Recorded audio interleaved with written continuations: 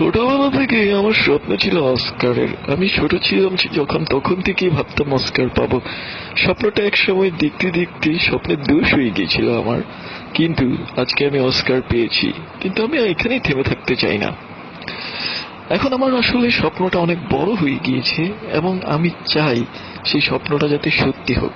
Oscar তো পেয়েছি, এখন আমি চাই বাংলাদেশের ক্রাশ সাদলীলা নূরের সাথে একটা অ্যাক্টিং করতে এবং ক্লোজ আপ কাছে আসার গল্পতে আমরা দুজন একসাথে কাছে এসো কাছে এসো এভাবেই নাচবো। আর আশা করব প্রডিউসার আমাকে সেই সুযোগটা দিবেন এবং আমাকে আমার স্বপ্নে পৌঁছানোর জন্য অনেকটা হেল্প করবেন। তারপর শুধু অস্কার নাই, অস্কার কি, আমি মেরিল প্রথম আলো পুরস্কার পর্যন্ত জিতে এই দেশের মাটিতে নিয়ে চলে আসব। এখন শুধু আমাদের সাবিলা নূর আপা যদি আমাকে একটা চান্স দেন ওনার সাথে অ্যাক্টিং করার জন্য, তাহলেই তাহলেই আমি নিজেকে সার্থক মনে করব।